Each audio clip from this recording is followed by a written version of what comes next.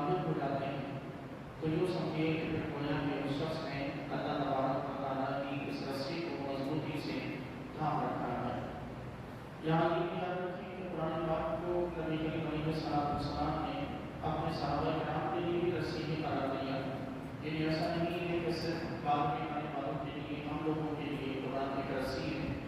بلکہ قرآن پاک پر سب سے پہلے عمل کا جو حکم براہ راست ملا وہ صحابہ کرام رضوان اللہ تعالیٰ علیہم اجمعین کو ملا ہے۔ اور اس موقع پر یہ کہا جا سکتا ہے کہ حضور کے جتنے بھی صحابہ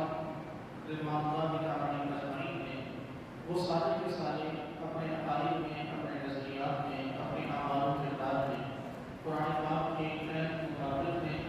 کیونکہ انہوں نے قرآن کی تشریحات کو، قرآن کی تفصیلات کو براہ راست نبی کریم صلی اللہ علیہ وسلم سے سیکھا ہے۔ یہاں یہ بھی یاد رکھیں کہ اللہ تبارک و تعالیٰ نے فرمایا کہ وہاں تفقہوا فی الفرقہ والی پہنا پڑھو۔ حضور اکرم علیہ السلام کی حدیث مبارکہ ہے کہ میری امت بنی اسرائیل کے ہر عمل میں برابری کرے گی، یہاں تک کہ اگر کسی شخص نے بنی اسرائیل میں سے کسی شخص نے اگر اپنی ماں سے زنا بھی کیا ہوگا تو میری امت میں بھی کوئی شخص یہ کام ضرور کرے گا۔ اور علیہ السلام اور پھر حضور نے آگے ارشاد فرمایا کہ بنی اسرائیل میں 72 فرقے تھے اور میری امت میں 73 فرقے ہوں گے، 73 میں سے 72 جہنمی اور صرف ایک فرقہ وہ جنتی ہوگا۔ اہل سنت و جماعت کے حوالے سے کثیر علماء کرام اور کثیر محدثین بلکہ تقریباً بھی تمام ہی کا یہ موضوع رہا کہ اہل سنت و جماعت وہ سوال اعظم ہے کہ جس کو نبی کریم علیہ السلام نے ارشاد فرمایا کہ ما انا علیہ واصحابی، کہ جو نجات کو پائے گا، جنت میں وہ فرقہ جائے گا کہ جو میرے اور صحابہ کرام کے رستے پر ہوگا۔ اور حضور کے اور صحابہ کرام کے رستے پر اگر دیکھا جائے تو میانہ روی کے ساتھ محتاط انداز میں چلنے والے صرف اہل سنت و جماعت ہی ہیں۔ اس کو اگر ہم حقائق کی روشنی میں دیکھیں تو یہ واضح ہے کہ جو اعمال و عقائد صحابہ کرام رضوان اللہ تعالیٰ علیہم اجمعین کے تھے، اسی طرح ہی اعمال عقائد اہل سنت و جماعت کے ہیں۔ مثلا نبی کریم علیہ السلام کے حوالے سے جو عقائد و نظریات صحابہ کرام میں تھے کہ صحابہ کرام نبی کریم علیہ السلام کی بارگاہ میں حاضر ہوتے، حضور ان سے سوال کرتے، اگر کسی صحابی کو اس کا جواب معلوم نہ ہوتا تو وہ حضور کی بارگاہ میں جواب عرض کرتے اللہ و رسولہ اعلم، کہ یا رسول اللہ صلی اللہ علیہ وسلم اس بات کا جواب تو اللہ اور اس کا رسول ہی جانتے ہیں۔ گویا کہ ان کا یہ عقیدہ تھا کہ اللہ تعالیٰ کے حبیب علیہ السلام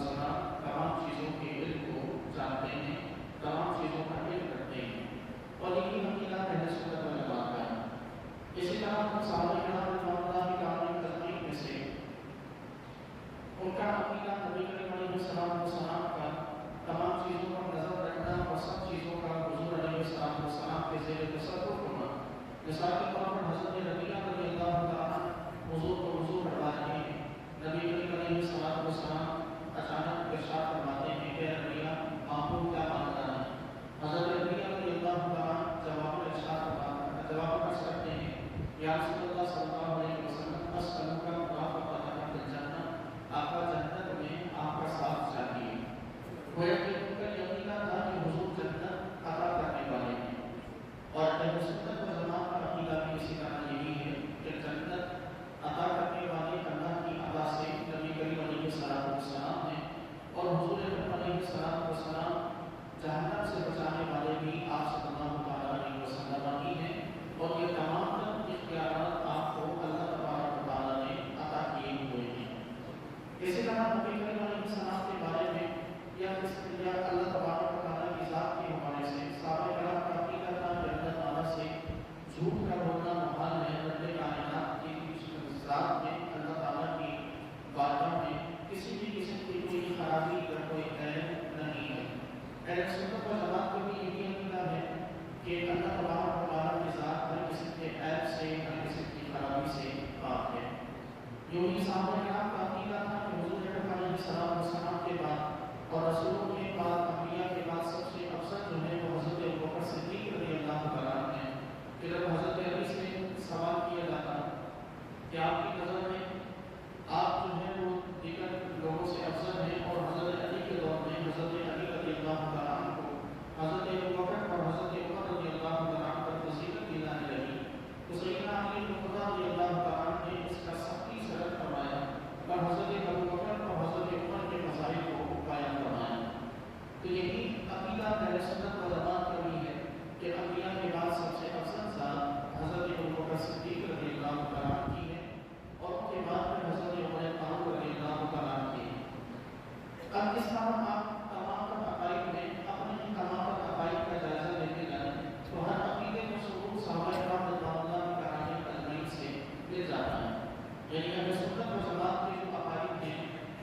वही अकीदे हैं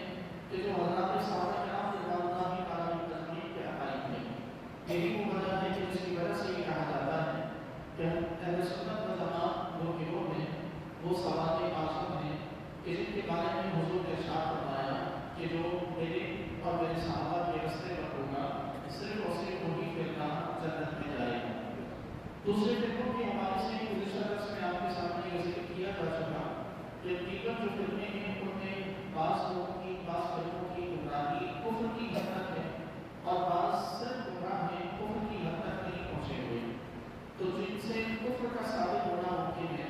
कि जैसा कि अहले तशय्युअ में राफ़िज़ियों में ये अक़ीदा एक गिरोह ऐसा भी है कि जो हज़रत अली और अहले बैत को अल्लाह तबारक व तआला की ज़ात से भी अफ़ज़ल कहता है। तो ये अक़ीदा कुफ्र तक पहुँचा हुआ है और इस अक़ीदे में हमें किसी भी तौर पर जहन्नम से निकलने वाले या जन्नत में दाखिल होने वाले नहीं हैं। क्योंकि वो गिरोह और वो फिरके कि जिन्होंने किसी भी तौर पर अल्लाह ताला की ज़ात में कोई खराबी का तसव्वुर किया माज़रतन या और किसी ऐसी चीज़ का इनकार किया कि जो सराहतन कुफ्र के दायरे में आती हो, तो वो तमाम के तमाम फिरके जहन्नम में ही रहेंगे, जन्नत में दाखिल कभी नहीं होंगे। लेकिन कुछ लोग फिरके हैं कि जो जिनकी गुमराही महज़ गुमराही ही है, उन्हें गुमराह कहा जा सकता है, काफिर नहीं कहा जा सकता। और जिन फिरकों को काफिर नहीं कहा जा सकता उनके बारे में यकीन है कि वो अपनी गुमराहियों की सज़ा पाकर जन्नत में दाखिल ज़रूर होंगे। तो इसलिए हमें इन तमाम चीज़ों को कुफ्र का और शिर्क का और इन तमाम चीज़ों का हुक्म लगाने के लिए मोहतात रहने की ज़रूरत है कि हमें जब तक ये मालूम ना हो कि किसी फिरके या किसी गिरोह का कुफ्र साबित है तब तक उस गिरोह या उस फिरके को किसी भी तौर पर काफिर कहना ये जायज़ और दुरुस्त नहीं है। यहाँ ये याद रखिए कि नबी करीम अलैहिस्सलाम ने 72 फिरकों का 73 फिरकों का उम्मत मुस्लिमा के लिए ज़िक्र किया। हुज़ूर अकरम अलैहिस्सलाम ने नहीं इरशाद फरमाया कि जो इन 73 फिरकों से बचा हुआ होगा वो जन्नत में जाएगा। ये हमारे लिए बड़ा ही लम्हा फिक्रिया है और बड़ी यूँ समझिए कि निहायत ज़रूरी और अहम बात है कि हम इस बात को समझें कि हुज़ूर ने ये नहीं फरमाया कि जो 73 फिरकों से बचेगा वो जन्नत में जाएगा। हुज़ूर ने फरमाया कि 73 फिरके होंगे, उन 73 में से 72 जहन्नम में जाएंगे और एक जन्नत में जाएगा। यहाँ ये समझना ज़रूरी है कि अहले सुन्नत व जमात पर भी फिरके का इख्तिलाफ उलमा ने किया है इस हदीस के रोशनी में कि अहले सुन्नत व जमात 73 फिरकों में से एक फिरका एक गिरोह है, फिरके से मुराद गिरोह और अहले सुन्नत व जमात अपनी तादाद अपनी कसरत की बुनियाद पर ये जमात और सवाल आज़म कहलाते हैं। अब कोई शख्स अगर ये कहे कि मेरा किसी फिरके से कोई ताल्लुक नहीं, जैसा कि हमारे यहाँ पे मिर्ज़ा इंजीनियर बैठा है कि जिसका ये कहना है कि मेरा किसी फिरके से कोई ताल्लुक नहीं, मैं न सुन्नी हूँ न बरेलवी हूँ न देवबंदी हूँ न शिया हूँ न वहाबी हूँ। इस किस्म का आप जो शख्स अक़ीदा रखे तो यकीनन वाज़ेह तौर पर गुमराही है। उसकी वजह ये कि जब हुज़ूर ने फरमा दिया कि मेरी उम्मत 73 फिरकों में तक़सीम है और इन 73 से कोई बाहर नहीं होगा, तो हम आप कौन होते हैं कि ये दावा करें कि मैं 73 से बाहर हूँ। आका करीम अलैहिस्सलाम ने वाज़ेह फरमा दिया कि मेरी उम्मत के 73 फिरके हैं, 73 में से 72 जहन्नमी और एक जन्नती है। आप तो कहें कि मैं इन 73 में से किसी से ताल्लुक नहीं रखता, तो ज़रा बताएं कि वो फिर कहाँ जाएगा, क्योंकि जन्नत और जहन्नम का जो फैसला होता है 73 के दरमियान होता है। कोई 74 की चीज़ नहीं है कि जो इनके दरमियान हो या इनके अलावा हो। अब हमारे लिए ये वाज़ेह है कि हम अहले सुन्नत व जमात से वाबस्ता रहें, अपने अक़ाइद पर अपने नज़रियात पर कायम रहें। ऐसे किसी भी शख्स के पीछे यूँ ना चले कि हमारा किसी फिरके से कोई ताल्लुक नहीं है, बल्कि अल्लाह रब्बुल कायनात ने जिस अक़ीदे का हामिल हमें बनाया वो यकीनन दायरे तहसीन है और उस पर कायम रहना हम सब के लिए ज़रूरी है। यहाँ ये भी याद रखें कि फिरका वाक़ियत एक अलग चीज़ है और फिरकों में तक़सीम और आपस में इख्तिलाफ का होना एक अलग चीज़ है। एक मसला ये है कि कोई शख्स अगर दलील की बुनियाद पर किसी से इख्तिलाफ करे और कोई शख्स अगर किसी भी तौर पर दलील को देखकर किसी मसले में इख्तिलाफ करे तो ये फिरका वाक़ियत नहीं कहलाती। और ये इख्तिलाफ सहाबा किराम के दरमियान भी था। मसलन पास सहाबा किराम रज़ियल्लाहु अजमईन ने बनु कुरैज़ा ग़ज़वे के लिए जाते हुए बाज़ ने कहा कि यहाँ नमाज नहीं पढ़नी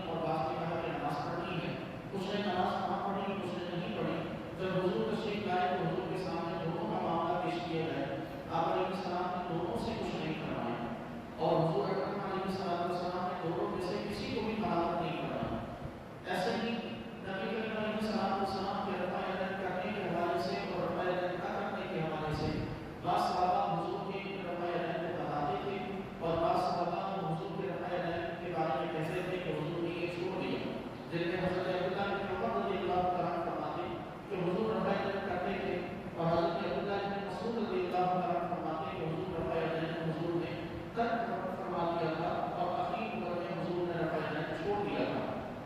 اب یہ دونوں صحابی ہیں اور دونوں حضور کے بارے میں اختلاف کر رہے ہیں، لیکن دلیل کی بنیاد پہ اور مسئلے میں اختلاف ہے۔ یہ فرقہ واریت ہے،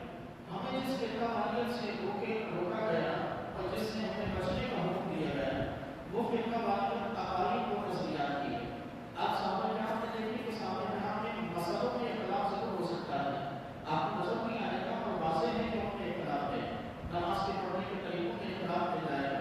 آپ کو رکوع اور سجود کی کیفیت میں اختلاف ملے گا، آپ کو صحابہ کرام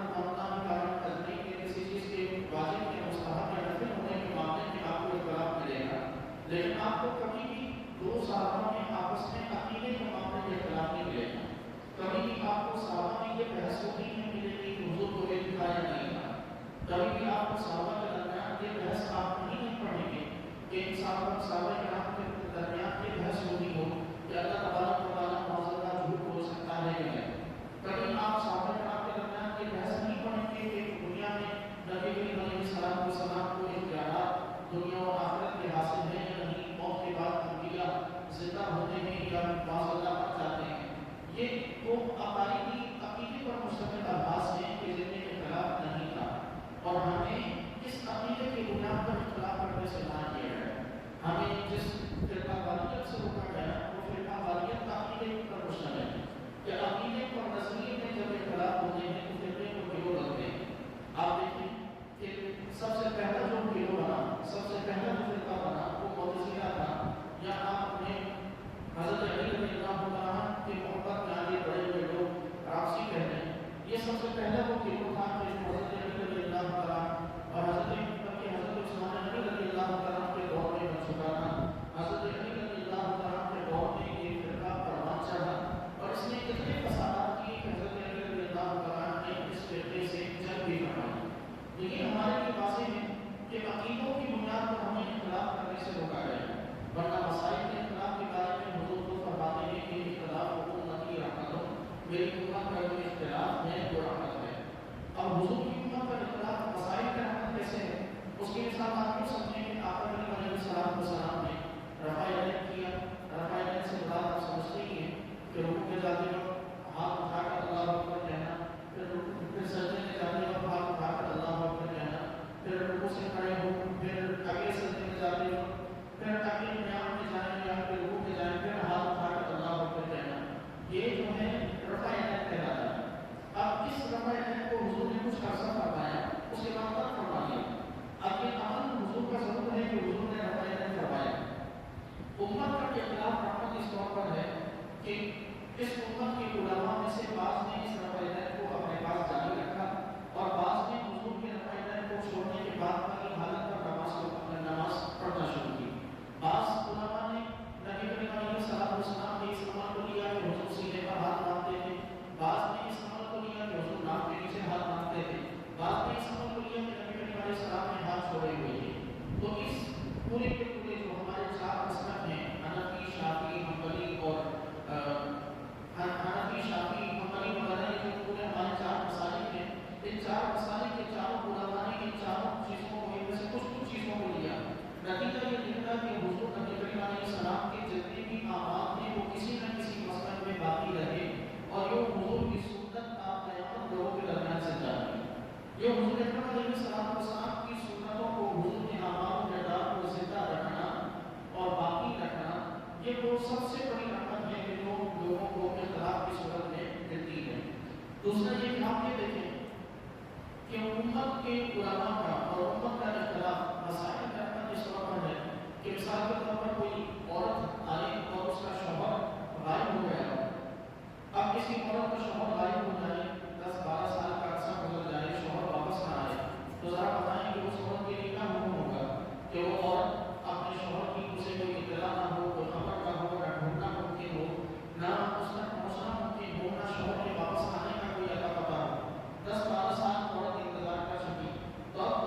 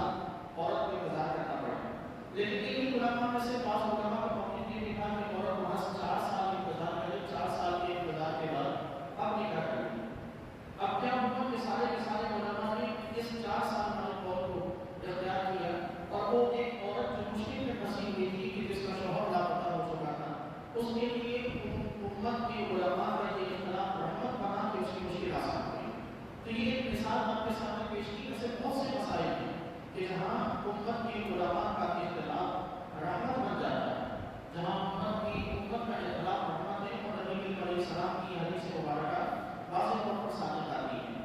جو فرقہ واریت ہمیں جس سے روکا گیا، یہ وہ فرقہ واریت ہے کہ جو رحمت نہیں بلکہ ذہانت ہے،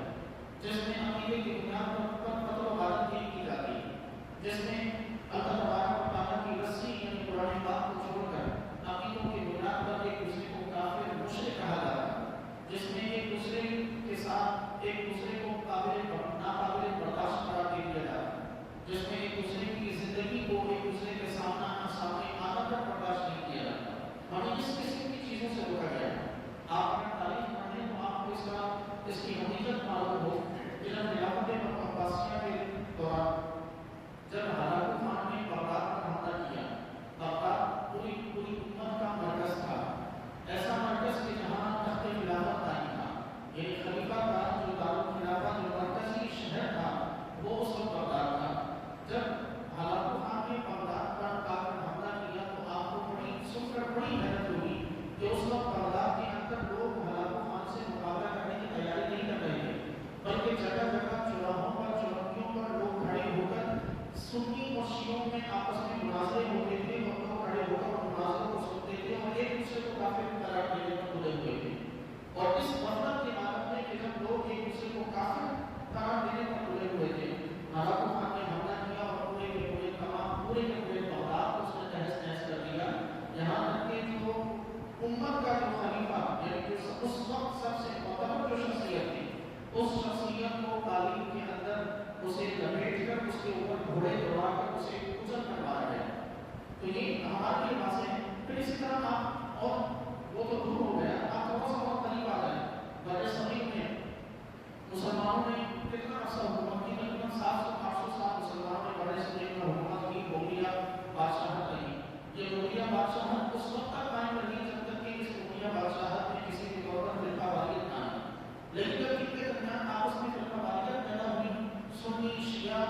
اور یہ تمام چیزوں کی فرقہ واریت آپس میں بڑھی، اکبر نے اپنا دین لانا چاہا اور اس قسم کی خرافات کا روز ہوا تو نتیجہ یہ نکلا کہ باہر سے آنے والی ایسٹ انڈیا کمپنی محض ایک کمپنی آ کر ہم پر غالب آ گئی اور پوری کی پوری مغلیہ سلطنت کا تہس نہس کر کے رکھ دیا۔ پھر بہت تھوڑا سا قریب آ جائے کہ ہمارے مشرقی پاکستان میں اس وقت تک کوئی خطرہ نہیں تھا کہ جب تک ہم کسی تعصب میں نہ پڑیں گے،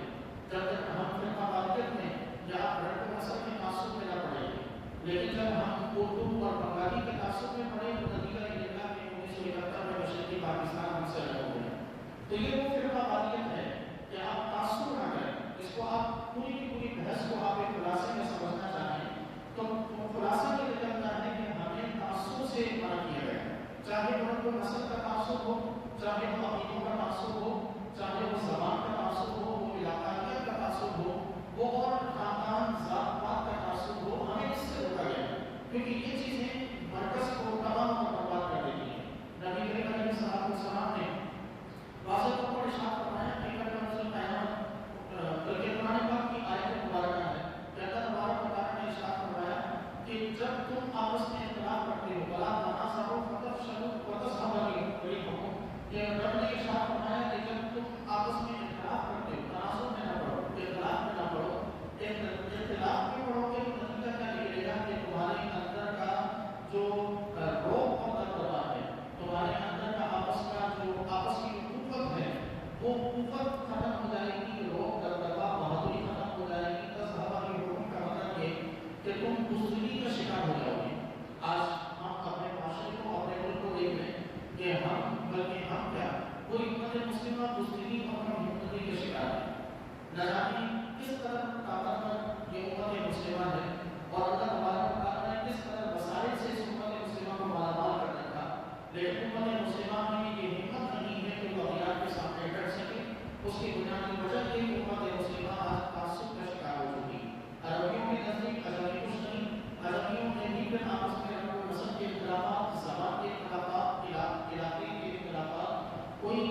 مہاجر کسی سندھی کو کسی پٹھان کو برداشت نہیں کرتا، کوئی پٹھان کسی مہاجر کو برداشت نہیں کرتا، کوئی اردو بولنے والا کسی سندھی پنجابی سارے یہ وہ اختلافات ہیں کہ جنہوں نے ہمارے دلوں کے اندر بزدلی اتار دی ہے۔ کیونکہ اگر ہم ان اختلافات سے ان تعصبات سے پاک ہوتے تو ہمیں یقین ہوتا کہ میں اگرچہ کسی بھی زبان سے تعلق رکھتا ہوں، کسی بھی علاقے سے تعلق رکھتا ہوں، مجھ پہ مشکل آئی تو میرے ساتھ کھڑے ہونے والے لوگ، کلمہ پڑھنے والے کلمے کی بنیاد پر لوگ میرے ساتھ کھڑے ہو کر میرے ساتھ دیں۔ اور یہ وہ چیز ہوتی ہے کہ جو انسان میں ہمت پیدا کرتی ہے کہ انسان کو صبر کا احساس ہوتا ہے کہ کلمے کی بنیاد پر لوگ میرے حق میں آواز اٹھائیں۔ یہاں بات یہ ہے کہ کلمے کی بنیاد پر آواز اٹھانا تو دور کی بات، لوگ محض ساتھیات کی بنیاد پر ایک دوسرے کے خلاف وہ سازشیں رچاتے ہیں کلمات اور حدیث کہ لوگوں کی بس میں ہوں تو لوگ اپنے سامنے والے بندے مقابل کو کنگلا کر کے اس کے کپڑے تک اس اتار کے اسے بازار میں لگا دیا۔ یہ ہمارے یہاں حقیقت ہے کہ آج ہم جس حاصل کا شکار ہو چکے، اللہ رب کائنات نے ہمیں اس قسم کے تمام تر تعصبات سے رب کائنات نے ہمیں محفوظ رہنے کا حکم ارشاد فرمایا۔ اس کے بعد ارشاد ہوا وَاذْكُرُوا نِعْمَتَ اللَّهِ عَلَيْكُمْ، اللہ کی نعمت کو یاد کرو۔ اللہ کی نعمت کیا ہے؟ رب نے خود ارشاد فرمایا کہ كُنتُمْ أَعْدَاءً فَأَلَّفَ بَيْنَ قُلُوبِكُمْ، اللہ کی سب سے بڑی نعمت یہ ہے کہ تم آپس میں دشمن تھے تو اس نے تمہارے دلوں کو ملا دیا۔ یہ اللہ کی سب سے بڑی نعمت ہے کہ جس وقت تم نے کہ تم آپس میں دشمن تھے، اس کو تم آپس میں دشمن تھے، فَأَلَّفَ بَيْنَ قُلُوبِكُمْ، اس نے تمہارے دلوں کو ملا دیا، فَأَصْبَحْتُمْ بِنِعْمَتِهِ إِخْوَانًا، اور تم آپس میں بھائی بھائی ہو گئے۔ یہ وہ سبق تھا کہ جو قرآن نے ہمیں سکھایا تھا، اور اس سبق کو ہم چھوڑ چکے ہیں کہ ہم اسی حالت میں واپس چلے گئے جس حالت سے اللہ نے ہمیں نکال کر بھائی بنایا تھا۔ ہم اسی کنڈیشن میں پوری صورت حال میں پھر سے پھنسے ہوئے ہیں۔ پھر فرمایا کہ وَكُنتُمْ عَلَىٰ شَفَا حُفْرَةٍ مِنَ النَّارِ، اور تم جہنم کے دہانے پر تھے، فَأَنقَذَكُم مِّنْهَا، اللہ نے تمہیں اس سے نکالا، اللہ نے تمہیں جہنم میں گرنے سے بچایا۔ حضور فرماتے ہیں کہ میری مثل ایسی ہے کہ جیسا کہ کوئی شخص چراغ روشن کرے، چراغ جلا کر وہ بیچ میں رکھ دے اور پروانہ اس چراغ میں آگ گر کر بڑھنے کی کوشش کرے، اور وہ شخص ان پروانوں کو روکتا ہو، اس کو روک لیتا ہو، اس کے ہاتھ سے نکل کے اس آگ میں گرنے پڑ جاتے ہیں۔ حضور فرماتے ہیں کہ میری مثل ایسی ہے کہ تم جہنم میں جانے کے لیے کوششیں کر رہے ہو اور میں تمہیں بچاؤں گا، کچھ کو میں بچاؤں گا اور کچھ ہاتھ سے نکل کر جہنم میں جا پڑے ہیں۔ تو ہم ذرا سوچیں کہ یہ رب کا کتنا بڑا انعام ہے ہم پر کہ اللہ تعالیٰ نے اسلام کی دولت سے ہمیں مالامال کر کے رب کائنات نے ہمیں ایسا نہیں عطا فرمایا کہ جو ہمیں جہنم سے نکالنے کے لیے ساری عمر، ساری حیات نبی کریم علیہ السلام ہمارے لیے کوششیں کرواتے رہے۔ پھر فرمایا کذالک یبین اللہ لکم آیاتی، اللہ تبارک و تعالیٰ اسی طرح اپنی آیات کو بیان کرتا ہے لعلکم تہتدون، تاکہ تم ہدایت پاؤ۔ آگے ارشاد فرمایا کہ وَلْتَكُن مِّنكُمْ أُمَّةٌ، تم میں ایک جماعت ایسی ضرور ہونی چاہیے یدعون إِلَى الْخَيْرِ، کہ جو لوگوں کو اچھائی کی طرف بلائیں، وَيَأْمُرُونَ بِالْمَعْرُوفِ، لوگوں کو نیکی کا حکم دیں، وَيَنْهَوْنَ عَنِ الْمُنکَرِ، برائی سے روکیں، وَأُولَٰئِکَ هُمُ الْمُفْلِحُونَ، اور یہی لوگ فلاح پانے والے ہیں۔ یہاں یہ واضح رہے کہ اس امت کی خاصیت یہ ہے کہ یہ امت امر بالمعروف اور نہی عن المنکر کے لیے تخلیق کی گئی، یعنی اس امت کی یہ ذمہ داری ہے کہ یہ امت برے کاموں سے روکے اور نیکی کے کاموں کی طرف یہ امت دعوت دے۔ یہاں یہ واضح ہے کہ اللہ تبارک و تعالیٰ نے امر بالمعروف اور نہی عن المنکر کا یہ کام انبیاء کے ذمہ رکھا۔ نبی کریم علیہ السلام کا سلسلہ نبوت ختم ہوا، لیکن یہ امر بالمعروف اور نہی عن المنکر کا سلسلہ یہ باقی رہنا تھا، تو اس لیے اللہ تبارک و تعالیٰ نے اس پوری کی پوری امت کی یہ ذمہ داری لگا دی کہ اس پوری امت کا یہ کام ہے کہ وہ انبیاء کے اس کام کو جاری رکھیں۔ گویا کہ یہ نیکی کی دعوت دینا، برے کاموں سے روکنا، یہ انبیاء کی سنت ہے کہ جو اس امت کو اللہ نے یہ اعزاز عطا کیا کہ تمہیں ہم یہ موقع دیتے ہیں کہ تم گزشتہ نبیوں کی سنت پہ عمل کرو۔ یہاں یہ بھی واضح ہے کہ لوگ یہ کہتے ہیں کہ میں تو نماز پڑھتا ہوں، میں روزے رکھتا ہوں، میرے اخلاق اچھے ہیں، میرا کردار اچھا ہے، بس میں جنتی ہوں۔ گھر کے اندر کوئی ایسا شخص کہ جو کسی بھی طور پر فحاشی میں مبتلا، کسی بھی طور پر گالی گلوچ میں مبتلا، اس شخص کا کہنا یہ ہوتا ہے کہ میرا اس سے کوئی واسطہ نہیں، میں نہیں روک سکتا ہے، میرے بس کی بات نہیں، یا میں اسے نہیں کہتا۔ یا کوئی شخص خود نماز پڑھے یا خود کوئی عمل کرے، خود اچھائیوں کی طرف گامزن ہو، اس کے سامنے کوئی کچھ اور افراد ہوں کہ جو شراب نوش ہو یا اور کسی بھی قسم کی بدکاری میں مبتلا اور یہ شخص ان کو نہ روکتا ہو، تو حضور فرماتے ہیں کہ کل بروز قیامت اللہ تبارک و تعالیٰ اس شخص سے فرمائے گا